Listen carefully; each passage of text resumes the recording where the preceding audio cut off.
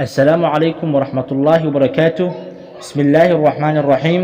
كسر بهذا صاحب يال waxaad ku soo dhawaataan kulmiye private school anagoo idinku soo dhaweynayno kulmiye insha Allah casharka maanta aan qaadan doono waxa uu ku saabsanaan doonaa danger of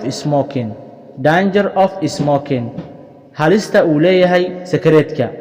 ku soo dhawaada mar labaad. waa tahay as we all know sidaan dhammaanteena ka wada ogsoonnahay ama aan ka warhayno every person qof kasta has wuxuu leeyahay qof waliba a habit dhaqan buu leeyahay which he is different dhaqankaasoo kagala duwan yahay from other people dadka kale. For example tusaale haddaan u soo qaadano some people like dadka qaarkii waxay jecel yihiin swimming inay ku dabaashtaan badda inay u aadaan badda dawaal iyo wixii la mid ah and others dadka kalena hate it waa ay nacab yihiin. Some of us qaar inaga naga mid ah like waxay jecel yihiin listening to the radio inay raadiyaha dhageystaan ay jecel yihiin and others kuwa kalena dislike it waa ay nacab yihiin inay raadiyaha dhageystaan. waxaa laga yaabaa inay kugu tilmaamaan duq adigoo markaa raadiyaha dhageysanayso. But laakiin smoking sakareedka is the most dangerous habit waa dhaqanka ugu halista badan and it causes wuxuuna sababaa many diseases cudurro fara badan which can't be cured kaasoo aan la daaweyn karin especially khaasatan wuxuu wataa a disease cudur called lagu magacaabo kansarka.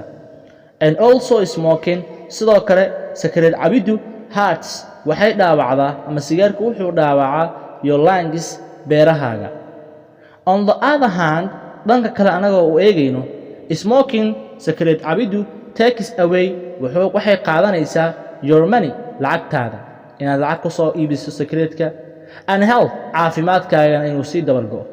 And smoking sakareedkana is dangerous for pregnant women wuxuu halis ku yahay naagaha uurka leh. Although inkastoo the women haweenka who smoke kuwaasoo caba sakareedka are less than waa ay ka sii liitaan the men ragga who smoke it ee sakareedka caba. Finally ugu dambeyntii I advise waxaan ku waaninayaa the factories warshadahaasoo produce soo saaraan cigarettes sakareedka to reduce inay yareeyaan the production soo saaridda of cigarettes sakareedka. And I am saying to you waxaan idin leeyahay please fadlan if you smoke haddii aad sakareed ka cabtid give it up iska daa and if you don't haddaadan cabinna sakareedka don't start it ha bilaabin now hadda. halkaas ayaanu ku soo afmeeraynaa casharkeenna. waxaan filayaa inuu subscribe ku yahay kanalkani kulmiye si aad u faa'iido wax badan oo Ingiriisi ku saabsan. haddaba waxaan halkan idinkaga tegayaa adigoo idin leh assalaamu calaykum waraxmatullaahi tacaala wabarakaatuh.